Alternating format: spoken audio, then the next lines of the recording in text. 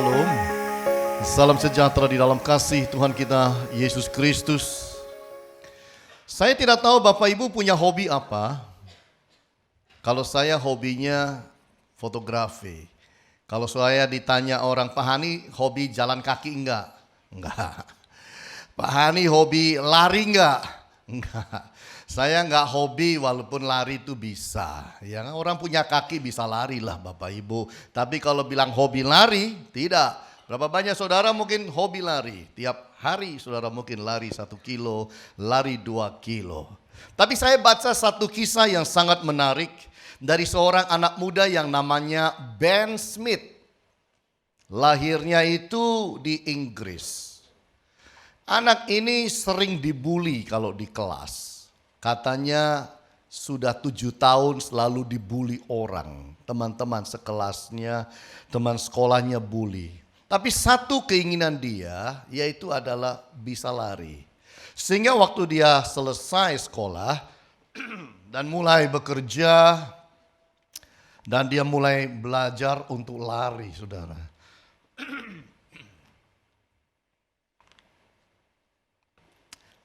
Ben Smith lari dan dia suka lari maraton. Saudara tahu kalau orang lari maraton itu kan 27 mil. Atau orang sini mungkin bilang 27 kilo, lari full 42 kilo. Kan begitu. Nah Ben Smith ini mengagumkan karena dia itu hobi lari. Sampai sudah lari itu 401 kali maraton. Jadi ada orang mungkin ikut maraton itu setahun sekali, ada orang 5 tahun sekali. Ben Smith ini dia lari maraton 401 hari. Dan setiap hari menyelesaikan 1 putaran maraton. Artinya lari dengan tuntutan maraton yang begitu luar biasa. Dan saudara tahu dia lari ini sudah dari tahun lalu. Kira-kira bulan September tahun lalu dia mulai lari dan dia baru berhenti Oktober tanggal 5. Dan dia sudah menyelesaikan lari maraton 401 kali maraton. Aduh, buat saya itu kebanyakan. 1 kali aja buat saya nggak mungkin. Saya karena tidak hobi lari, jangankan lari, naik sepeda pun tidak. Apalagi sepeda yang di kayu-kayu nggak gerak-gerak. Di situ aja, saudara genjot setengah mati dia tetap aja di situ sambil nonton televisi kan begitu. Nah ini lari 401 kali maraton. Wow, itu panjang larinya. Tiap hari lari, tiap hari menyelesaikan target maraton. Dan kalau dihitung-hitung Bapak Ibu, dia sudah lari dari tahun lalu sampai sekarang ini sudah lari 16.800 kilometer. Bayangin saudara, 16.800 kilometer. Surabaya, Jakarta itu lewat Bapak Ibu. Iya kan cuman 900 kilometer Bapak Ibu. Ini 16.800 kilometer. Kalau dari Surabaya sampai Los Angeles itu ada jalannya, itu sampai dia saudara.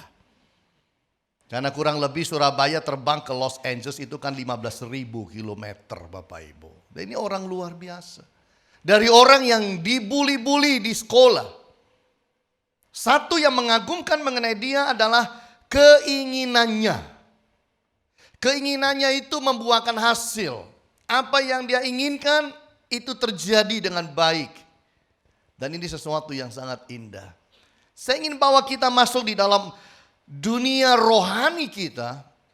Yaitu bahwa kalau saudara itu tidak punya keinginan apa-apa, tidak akan tercapai dalam hidup ini. Kalau saudara dalam hidup tidak pernah inginkan sebuah mujizat terjadi, percaya saya tidak akan ada mujizat terjadi buat saudara. Kalau di dalam doa saudara itu doanya begini. Kalau Tuhan mau kasih mujizat, syukur, ndak kasih gak popo. Percaya saya, ndak akan ada mujizat. Mari kita belajar dari firman. Bahwa firman itu mengajarkan kepada kita banyak kali, kalau saudara baca dalam Injil, banyak kali mujizat terjadi karena manusianya itu merindukan mujizat itu. Itu sebabnya di dalam hati saudara harus ada kerinduan itu. Apakah mujizat itu mengenai kesembuhan? Mujizat di dalam rumah tangga? Mujizat bagi masa depan kita? Mujizat di dalam perjodohan? Mujizat supaya punya anak? Mujizat supaya bisnis itu luar biasa diberkati Tuhan? Marilah kita belajar dalam hidup supaya hidup kita itu punya keinginan itu. Supaya kita bisa dapatkan mujizat. Nah, hari ini saya ingin bawa kita melihat satu tema firman yang saya kasih tema Unlocking a Miracle. Lock itu mengunci, unlocking itu membuka kunci daripada mujizat supaya mujizat terjadi dalam hidup saudara dan saya. Kalau kita bicara tema bulanan pada bulan ini adalah financial breakthrough, terobosan keuangan. Salah satu mujizat yang kita bisa minta Tuhan adalah mujizat dalam hal keuangan. Supaya Tuhan menyertai, Tuhan memberkati kita. Dan kalau Allah memberkati saudara dan saya, tidak dibutuhkan modal bagi Allah. Allah tidak perlu bahan mentah untuk memberkati saudara. Tapi kalau Tuhan mau berkati saudara, itu seperti orang membalikkan tangan. Demikian mudah. Nah, mari baca dengan saya satu mujizat keuangan yang terjadi di dalam Matius 17 ayat yang ke-24 sampai 27. Ketika Yesus dan murid-muridnya tiba di Kapernaum, datanglah pemungut bea bait Allah kepada Petrus dan berkata, "Apakah gurumu tidak membayar bea 2 dirham itu?" Jawabnya, "Memang membayar." Dan ketika Petrus masuk ke rumah, Yesus mendahuluinya dengan pertanyaan, "Apakah pendapatmu, Simon? Dari siapakah raja-raja dunia ini memungut bea dan pajak? Dari rakyatnya atau dari orang asing?" Jawab Petrus, "Dari orang asing." Maka kata Yesus kepadanya, "Jadi bebaslah rakyatnya.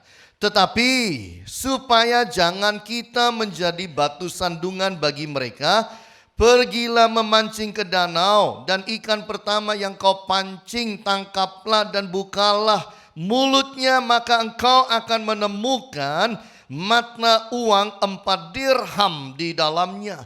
Ambillah itu dan bayarkanlah kepada mereka, bagiku dan bagimu juga." Ini kisah mengenai mujizat keuangan. Walaupun jumlahnya kecil, 4 dirham, 4 koin terkecil pada waktu itu. Tapi ini adalah mujizat.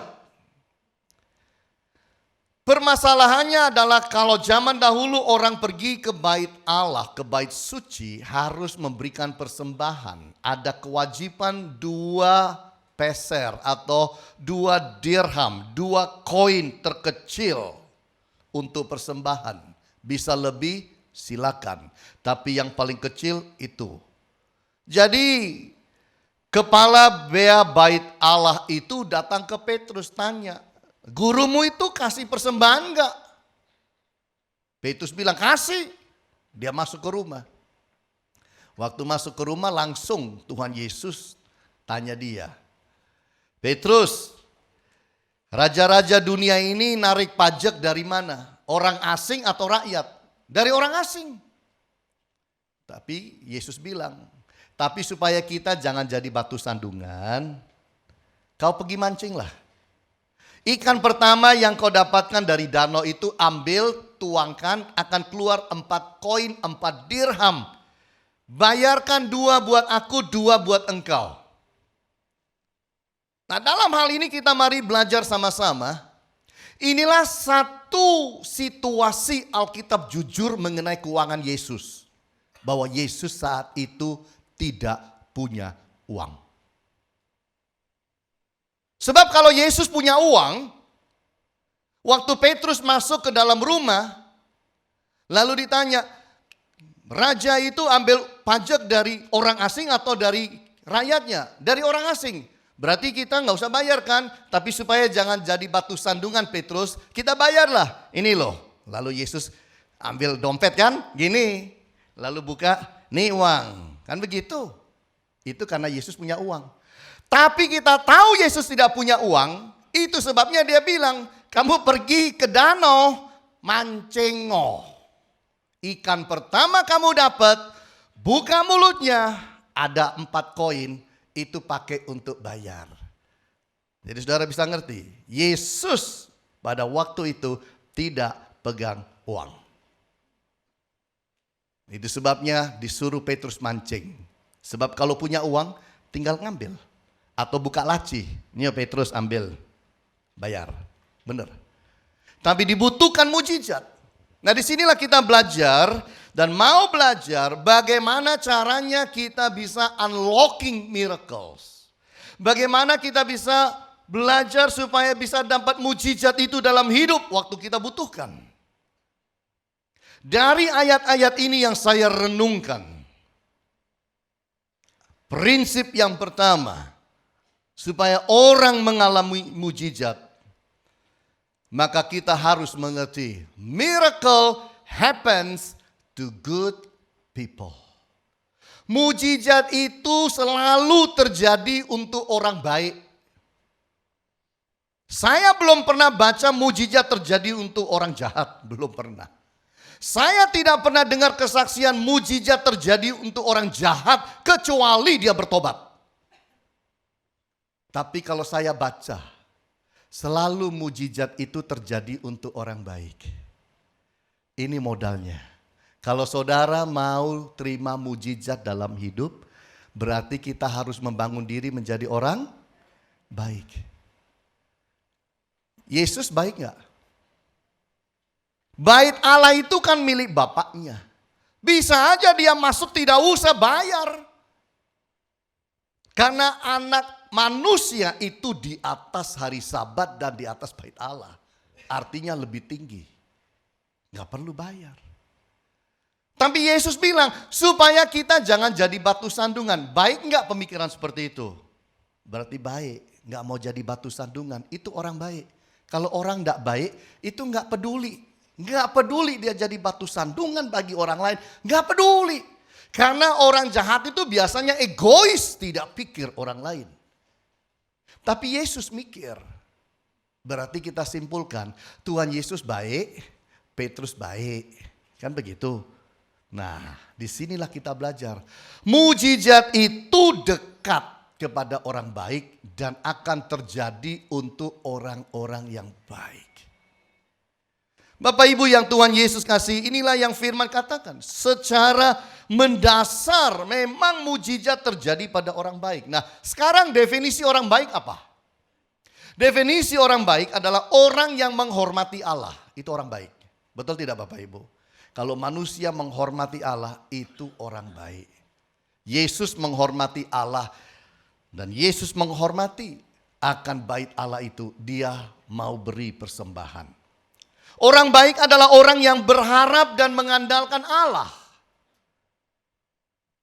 Dan Yesus dan Petrus adalah termasuk orang-orang yang dikatakan mengandalkan. Yesus bikin mujizat 5 ketul roti, 2 ekor ikan bagi 5.000 orang. Apa yang dimulai? Dipegang roti itu, dipegang ikan itu, dia mengucap syukur pada Allah. Mengandalkan Allah. Waktu dia 2000 tahun yang lalu di atas muka bumi ini. Orang baik adalah orang yang taat peraturan. Peraturannya 2 koin setiap orang. Dan Yesus tidak langgar itu. Yesus jalankan. Orang baik adalah orang yang mau jadi teladan dan bukan jadi batu sandungan. Dan itu yang dilakukan oleh Yesus. Untuk menunjukkan kepada Allah. Waktu dia hidup di atas muka bumi, dia berbuat baik dan hidup baik. Orang baik adalah orang yang jaga nama baik. Dalam dunia zaman sekarang ini ada orang tidak peduli nama baik. Yang penting sukses, yang penting duit. Nama baik belakangan. Ntar kalau udah kaya kan namanya jadi baik-baik sendiri. Belum tentu. Belum tentu. Jadi Bapak Ibu yang Tuhan Yesus kasihi, di dalam ayat-ayat ini kita pelajari. Nah saudara bisa belajar dari kitab-kitab Injil, dari perjanjian lama. Saudara bisa lihat Mujizat itu selalu dekat dan biasanya terjadi pada orang-orang baik. Mujizat itu anugerah Tuhan. Kalau itu mau terjadi pada saudara, itu akan diberikan tidak sembarangan. Betul nggak Bapak Ibu? Saudara kalau punya barang yang saudara pakai lalu sekarang nggak pakai lagi karena saudara sudah punya yang baru. Kalau saudara mau kasih orang, saudara mikir kok siapa dulu yang saya kasih. Orangnya seperti apa dulu yang saya kasih. Saudara punya handphone, saudara ganti handphone. Lalu saudara mau kasih handphone lama saudara pada orang. Saudara akan milih siapa yang saya mau kasih. Betul nggak? Saudara punya sepatu, saudara nggak pakai lagi.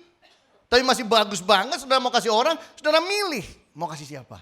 Saudara punya baju, saudara tidak pernah pakai lagi. Dan saudara bilang ini masih bagus, eman. Cuma saya sekarang memang sudah jauh lebih besar dari bajunya.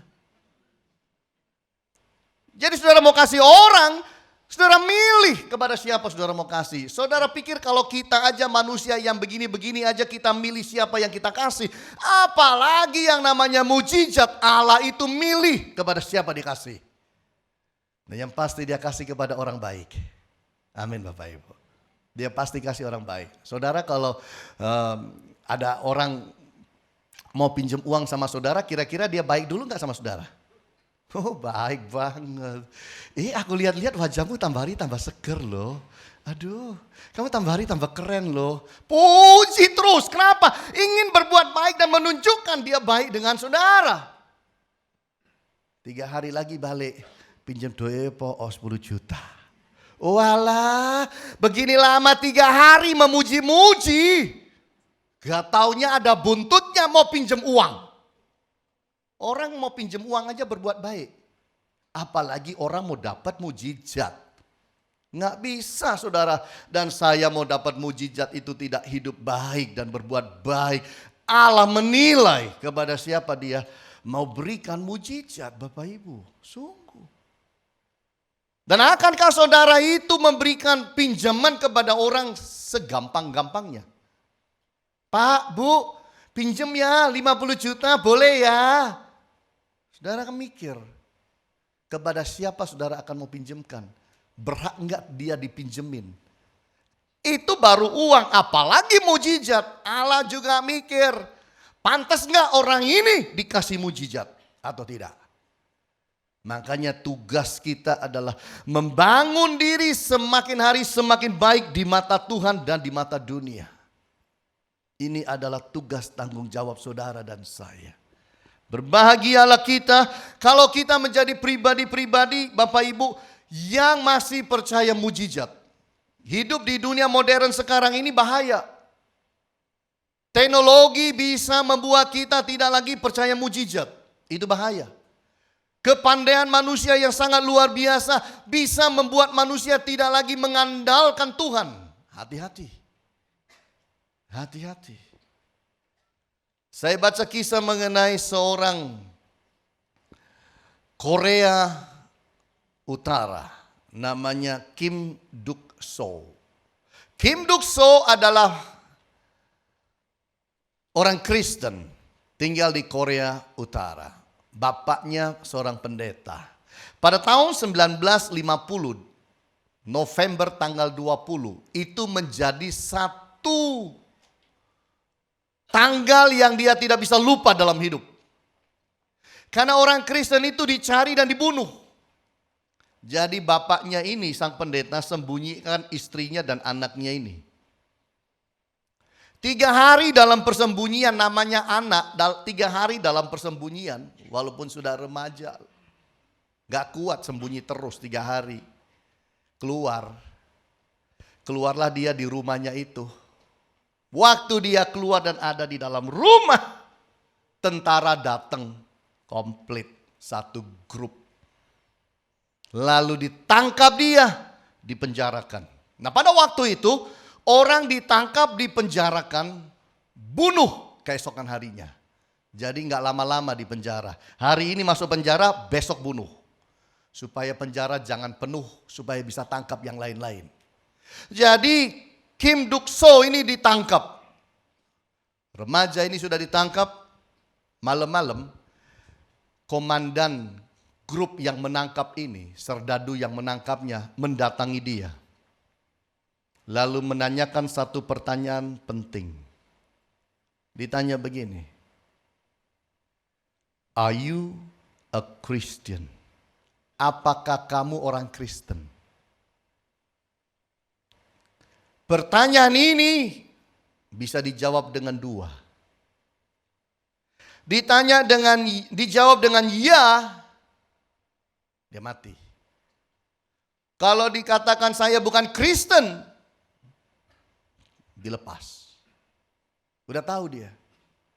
Pemuda ini dilihat matanya. "Are you a Christian?" Lalu dia ingat, papanya bilang, apapun terjadi jangan pernah engkau bohong bahwa engkau Kristen. Jadi dia jawab, "Are you a Christian?" Tatap matanya. Lihat, yes. Kepala serdadu maju mendekat, wajah dengan wajah. Dan dia bilang, "Aku juga." Dan dia bilang, "Malam ini aku aturkan kamu keluar dari penjara, larilah kamu ke camp serdadu Amerika." Malam itu dia diaturkan jalan, lari dia. Sampai di camp serdadu tentara Amerika. Dan kemudian dia di sana selamat. Hidup di sana dalam camp dan bermain piano untuk ibadah-ibadah serdadu Amerika. Itu sebabnya dia bilang, "Saya tidak akan pernah bisa lupa November 1950. Kalau tidak saya udah mati. Tapi Tuhan siapkan satu orang yang bisa melepaskan, bebaskan saya." Mujizat masih bisa terjadi bagi orang baik. Bagus, puji Tuhan. God is good. Itu sebabnya dalam hidup ini Bapak Ibu, kalau saudara jengking-jengking doa segala macam, tapi kalau hidup saudara tidak dibangun dalam kebaikan, I'm sorry. Mau jengking berapa lama pun Tuhan tidak akan jawab saudara. Modal kita yang pertama, bangun diri menjadi orang baik. Menjadi orang yang rohani, harus. Yang kedua kita lihat bersama-sama. Unlocking a miracle. Membuka supaya mujizat terjadi dalam hidup saudara, perlu yang kedua. Miracle happens if you expected it. Mujizat terjadi kalau saudara mengharapkannya. Kalau saudara tidak mengharapkan, kemungkinan mujizat tidak terjadi. Kalau saudara baca di dalam Injil, rata-rata mujizat terjadi karena diharapkan dengan sungguh-sungguh oleh orang yang butuh. Betul nggak Bapak Ibu? Yesus anak Daud, Yesus anak Daud, Yesus anak Daud. Hus, jangan ramai aja. Yesus anak Daud. Yesus bilang, "Bawa dia ke sini." Yesus tanya, "Apa yang kau mau aku lakukan buatmu?" "Supaya aku bisa melihat Tuhan." Dia mengharapkan apa? Mujizat. Yesus bilang apa? "Jadilah seperti imanmu." Saudara lihat dan baca kitab Injil, maka saudara akan tahu mujizat itu terjadi karena diharapkan. Kalau saudara tidak tahu, itu karena saudara tidak ikut Abah. Ayo baca Alkitab. Baca Alkitab supaya terus bisa belajar. Roh Kudus akan ajar saudara. Bahwa orang-orang itu ternyata punya pengharapan. Mengharapkan mujizat. Ayat 27. "Tetapi supaya jangan kita menjadi batu sandungan bagi mereka, pergilah memancing ke danau. Ini ikan pertama yang kau pancing, tangkaplah dan bukalah mulutnya, maka engkau akan menemukan mata uang 4 dirham di dalamnya. Ambillah itu, bayarkanlah kepada mereka, bagiku dan bagimu juga." Saudara pikir Petrus itu pergi ke danau itu mikirnya apa? Bingung dia. Iya kan? Dia ini nelayan, belum pernah mancing ikan, dapat uang di dalam. Belum pernah dia itu berpikir bahwa ikan doyan uang, logam. Saudara pikir ikan itu gampang-gampangnya doyan uang logam. Nanti pulang kalau punya akuarium atau punya akuariumnya temen, itu bawa koin tuh. Cemplung noh deh. Dilerek juga enggak sama ikan. Jadi ini kalau ada ikan itu sampai makan 4 koin. Itu benar-benar karena mujizat. Penentuan Tuhan. Amin Bapak Ibu. Nah, Petrus itu jalan ke danau. Menurut saudara dia jalannya sambil sikapnya apa? Petrus berjalan karena dia mengharapkan 4 koin itu. Dia bukan tidak mengharapkan. Itu sebabnya dia berjalan. Itu sebabnya dia pergi dan memancing. Itu sebabnya dia taat kepada Yesus. Karena dia juga mengharapkan mujizat itu. Karena dia tahu Yesus nggak pegang uang. Gimana masuk ke bait Allah? Jadi dia memang mengharapkan pergi ke danau itu. Bapak Ibu, mujizat itu terjadi karena respon iman dan ketaatan. Kalau saudara punya iman, punya ketaatan, saudara akan lihat mujizat. Ini yang Tuhan ingin saudara dengar. Saya berdoa tanya Tuhan, mau khotbah apa Tuhan? Saudara pikir saya sudah sekolah Alkitab S1, S2, S3. Lalu kalau khotbah itu pokoknya ambil Alkitab gitu, buka-buka gitu. Terus kemudian langsung bikin-bikin sendiri gitu. Mungkin bisa. Tapi saya nggak mau. Saya tidak pernah mau bikin khotbah keluar dari otak saya. Selain yang Tuhan kasih. 13 tahun jadi pendeta, belum lagi ditambah 6 tahun sebelumnya. Saya tidak mau bikin khotbah keluar dari kepandaian saya. Saya kalau mau khotbah saya doa dan tanya Tuhan, Alkitab gak saya buka, doa dulu tanya sampai dapat sesuatu. Baru kemudian saya cari ayatnya. Baca, doa, baca, doa, baca, doa, baca, doa, baca, doa. Baru kemudian Tuhan itu tiba-tiba kasih, nih mutiaranya, nih mutiaranya, nih mutiaranya. Lalu kemudian baru disusun. Itu pun tetap dalam hadirat Tuhan nyusun. Itu sebabnya saya percaya bahwa ada orang-orang di tempat ini sedang butuh mujizat. Khususnya dalam hal keuangan. Apalagi setelah teks amnesti. Kita butuh itu. Dan Tuhan sanggup memberikan kepada kita. Mujizat artinya kita sangat berharap akan kasih anugerah Allah. Karena mujizat itu diberikan atas belas kasihan. Dan atas kemurahan Tuhan. Atas anugerah Tuhan. Banyak kali kalau saudara baca di dalam Alkitab, khususnya dalam Injil, mujizat terjadi karena Yesus tergerak hati. Maka berbelas kasihanlah Yesus kepada mereka. Mujizat 5.000 orang makan itu, 5 ketul roti 2 ekor ikan, itu belas kasihan terjadi. Makanya kalau kita itu mau mujizat, kita harus mengharapkan belas kasihan Allah. Dan mujizat itu terjadi Bapak Ibu selalu untuk kemuliaan Tuhan. Ingat tuh baik-baik.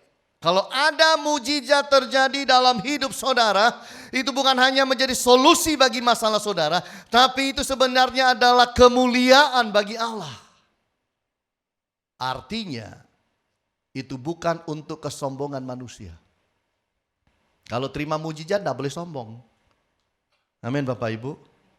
Kalau kita terima mujizat kita sombong, mujizat berikutnya agak susah dapatnya. Kecuali kita berubah. Mujizat itu bukan untuk membanggakan diri.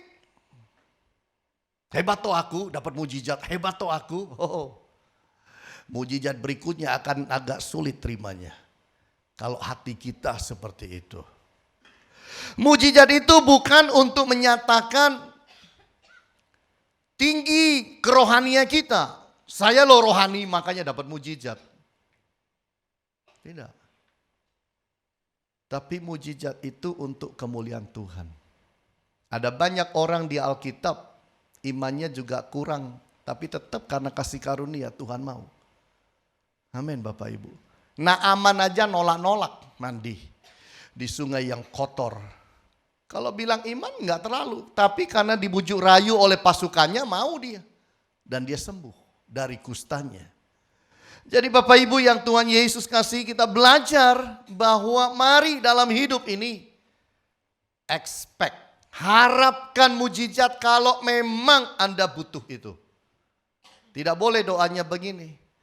Ya Tuhan, kalau Tuhan mau kasih mujizat, aku kamsia Tuhan. Kalau tidak kasih, rahpopo. Gak apa-apa, sungguh gak apa-apa. Gak sakit hati kok. Percaya saya, ya gak dapet.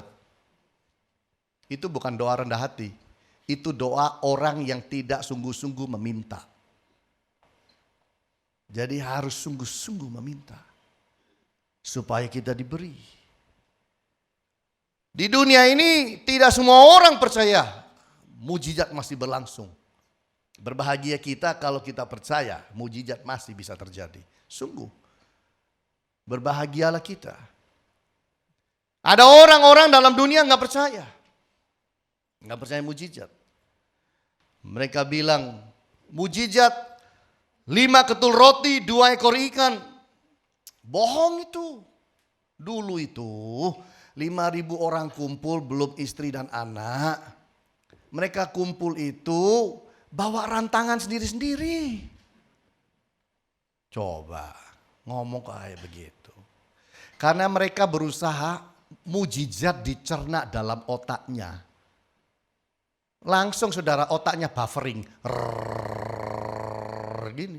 Saudara tahu kalau wifi muter gitu? Ya, jam pasir, ya itu. Orang pinter kalau mau masukkan mujizat di dalam otaknya, terjadilah jam pasir.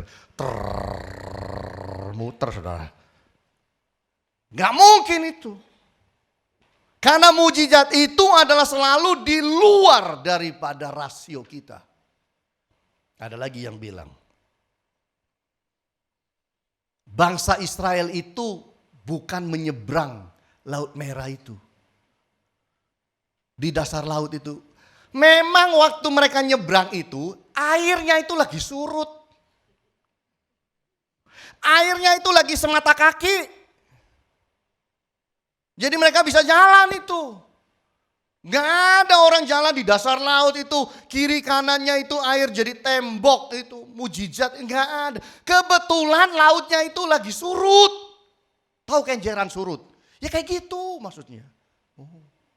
Nah kalau memang begitu, maka saya bertanya. Kenapa Firaun dengan seluruh tentara-tentaranya kok bisa ya tenggelam di air semata kaki? Lah itu mujizatnya kan. Mana ada manusia tenggelam di air semata kaki? Makanya jam pasir. Kalau ada orang tidak percaya mujizat. Saudara bilang, jam pasir. Jam pasir lagi muter di sini. Gak nyambung. Nah ada orang pinter. Namanya S3 nih. Dr. Doron Noff. Dr. Doronov ini adalah seorang yang tahun 2006 menulis artikel ilmiah.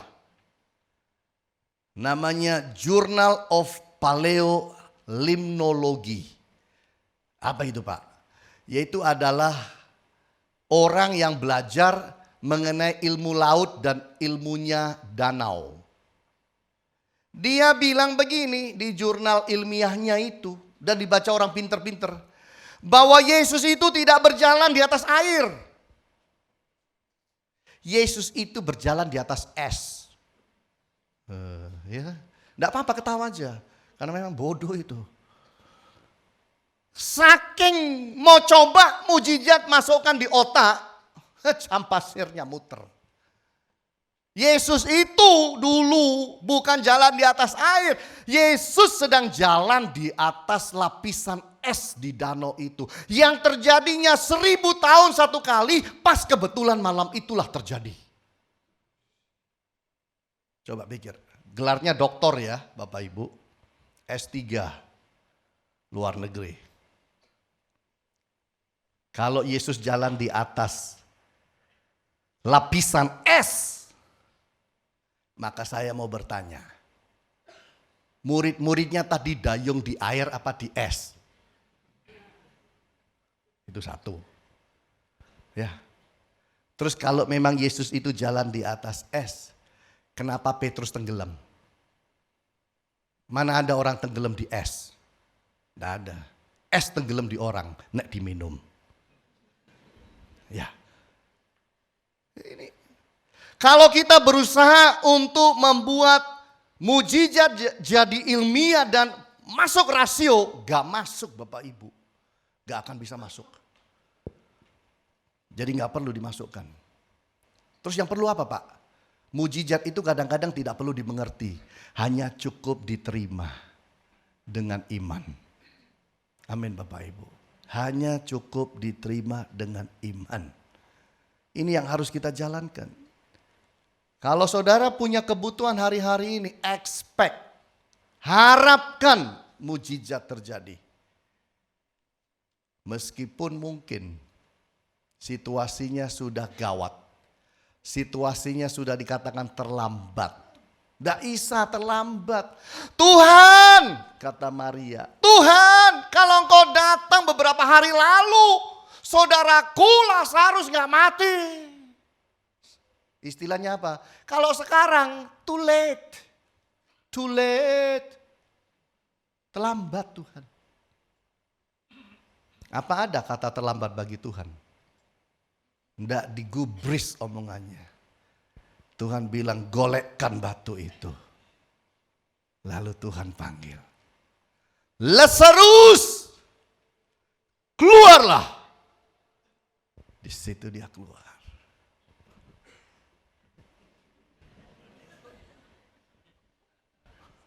Lo bener tak Pak gitu keluarnya? Lah iya kan dibebet. Masa orang dibebet bisa begini? Ya dibebet. Jadi keluarnya begitu. Tidak ada kata terlambat. Kalau Tuhan mau, mujizat itu terjadi bagi saudara. Tuhan tidak pernah berkata, lo nak sorry, nasi wis jadi bubur. Itu manusia ngomong begitu. Tuhan tidak pernah berkata nasi jadi bubur. Begitu Tuhan lihat nasi jadi bubur, Tuhan bilang bubur jadilah nasi lagi. Amin Bapak Ibu. Itu Allah kita. Sanggup dia. Makanya expect miracle. Kalau saudara tidak harapkan, tidak akan pernah terjadi dalam hidup ini. Nomor 3 kita lihat bersama-sama. Bagaimana kita bisa dapatkan mujizat? Miracle happens in unexpected way. Mujizat itu terjadi di dalam cara-cara yang tidak terduga. Artinya saudara itu tidak boleh komando Tuhan. Kalau mau berkati aku harus begini. Kalau mau sembuhkan aku harus begini. Oh enggak. Kita serahkan itu kepada kekuasaan Allah. Terserah dia mau bagaimana untuk memberikan mujizat itu. Dalam ayat 27, bisa saja memang Tuhan bilang, Petrus pergilah memancing ke danau. Ikan pertama yang kau pancing buka mulutnya ada 4 koin. Bisa. Tuhan juga bisa sebenarnya bilang, Petrus tanganmu di mana? Di luar Tuhan. Masukkan kantong. Kalau kamu masukkan kantong akan dapat 4 koin. Bisa enggak? Bisa. Yesus bisa bilang, Petrus apa yang kau pakai? Sepatu. Lepaskan sepatumu, ntar ada 4 koin turun. Bisa. Bisa. Bisa. Petrus itu mana? Telingamu. Coba pegang telingamu. Nah dapat koin tuh. Bisa.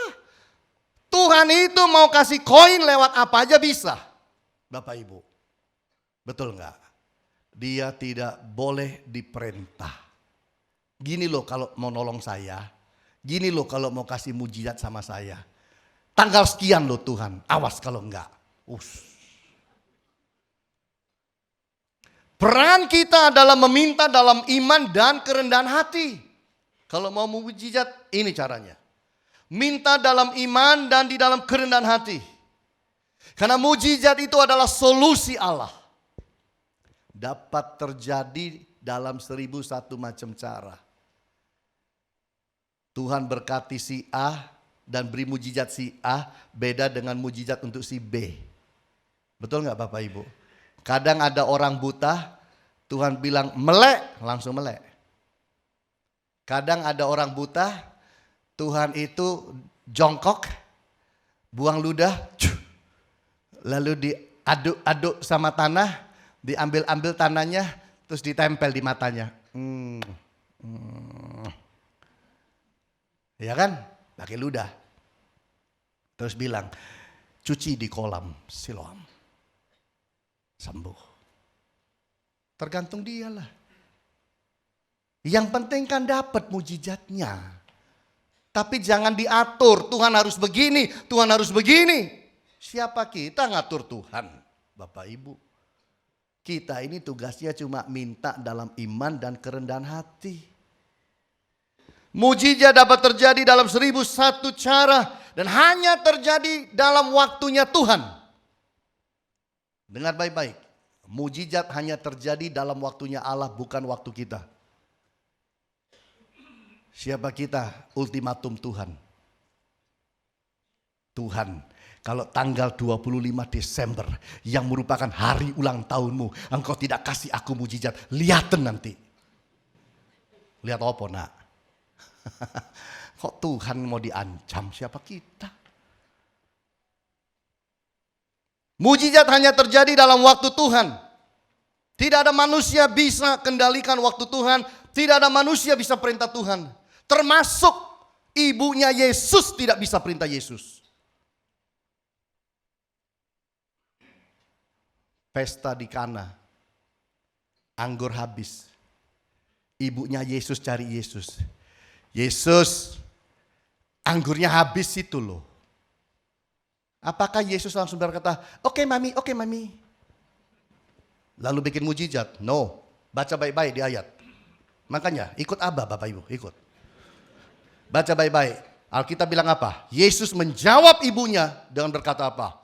My time has not come yet. Waktuku belum tiba. Even ibunya tidak bisa perintah Yesus. Mujizat hanya terjadi ketika Yesus akan melakukan pada waktunya. Dan ketika sudah waktunya, baru dia masuk ke dapur dan bilang, isi tempayan-tempayan ini dengan air. Amin Bapak Ibu. Ibunya Yesus aja gak bisa perintah Yesus. Kok saudara sama saya mau perintah? Gak bisa. Amin Bapak Ibu. Dia adalah Tuhan. Mujizat hanya terjadi karena perkenanan Allah. Kalau kita mendapat perkenanan Allah, kita dapat mujizat. Kalau Allah berkenan atas saudara, engkau akan dapat mujizat itu. Tuhan tidak bisa disogok, diancam, diultimatum, disiwak. Tidak bisa. Tahu disiwak? Putus hubungan. Tidak bisa. Itu hanya perkenanan Allah. Nah, hal yang tersulit mengenai mujizat adalah menaklukkan pikiran-pikiran negatif. Karena kita tidak biasa dengan segala sesuatu yang di luar pikiran kita. Begitu sesuatu di luar pikiran kita, komputer kita bulat saudara. Langsung banyak negatifnya bisa muncul. Hal yang paling sulit adalah menaklukkan pikiran negatif. Yang kedua, menaklukkan hati yang bimbang. Ini, kalau bimbang gak ada mujizat. Petrus bilang, Tuhan kalau itu memang engkau, suruhlah aku keluar dari perahu ini, berjalan kepadamu. Yesus bilang, kemari. Keluar dan jalan saudara. Jalan dia. Jalan di atas air seperti Yesus. Tapi kenapa kecemplung? Ada lubangnya. Masa di air ada lubang? Kenapa jatuh? Karena bimbang. Yesus tegur dia. Baca ayatnya. Yesus tegur dia karena bimbang hati. Begitu engkau bimbang, mujizatnya. Ulang.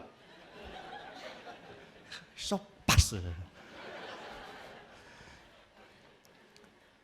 Jadi kalau kita lihat Bapak Ibu, mujizat itu terjadi, hati tidak boleh bimbang.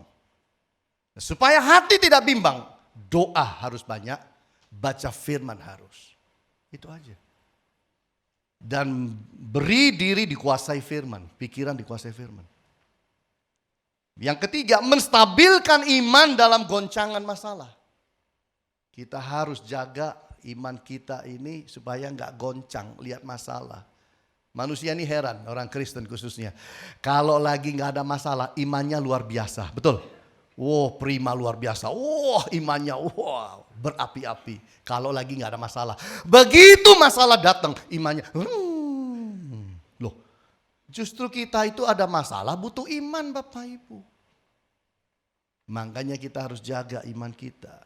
Yang keempat, menunggu waktu Allah. Harus belajar menunggu waktu Allah.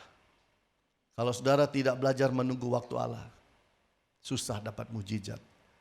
Abraham itu dijanjikan anak umur 75. Lahirnya anak perjanjian umur 100. 25 tahun tuh lama nunggu anak. Abraham bisa nunggu gak? Bisa. Yang gak bisa istrinya. Udahlah Pap, udah lama begini loh. Tuhan gak nolong-nolong dan belum nolong. Kasihan, mungkin kita terlalu tua sampai Tuhan gak bisa. Bantulah Tuhan, itu loh. Inem. Itu loh Hagar. Mungkin lewat dia Tuhan mau kasih anak kepada kita. Abraham mau nunggu, istrinya gak tahan nunggu waktu Tuhan. Ya jadinya begini nih. Begini nih. Begini. Ya gini nih loh jadinya. Ya begini. Nanti kalau masuk surga kita tanya sama tante. Tante Sarah, why did you do that? Kenapa engkau lakukan itu? Gak sabar nunggu waktu Tuhan dan mujizat Tuhan. Jadi kalau mau mujizat, tunggu waktunya. Bagi Tuhan tidak ada kata terlambat. Sanggup dia membuat bubur jadi nasi lagi. Sanggup. Saya baca kisah mengenai Kolonel George dan istrinya Sarah Clark. Dua orang ini cinta Tuhan, sewa tanah yang sangat besar untuk dibangun sebuah tempat misi pelayanan di Amerika Serikat, dikasih nama Pacific Garden Mission. Awalnya tempat itu namanya Pacific Garden Beer. Minum bir itu. Diganti birnya jadi mission. Satu kali waktu, sudah sekian tahun, datanglah penagih uang sewa. Kalau besok nggak bayar, tak tutup. Mereka nggak punya uang. Suami istri ini. Semua uang sudah dikuras, uang pribadi semua. Untuk besok bayar lagi, nggak punya uang. Mulai hari itu dikasih tahu, tamunya pulang, mereka doa suami istri sampai malam nggak mau tidur, doa terus sampai subuh. Waktu subuh mereka buka jendela. Mereka ini punya tempat kebun yang sangat luas. Lalu mereka lihat, kok putih semua ya? Ketutupan salju atau apa ini? Mereka keluar, ternyata itu adalah lapisan jamur. Yang secara mujizat Tuhan buat dalam semalam. Jamur kualitas yang paling super, jamur putih. Wah, orang dua itu ambilin semua itu jamur. Bawa itu seluruh jamur itu ke sebuah hotel di depan mereka.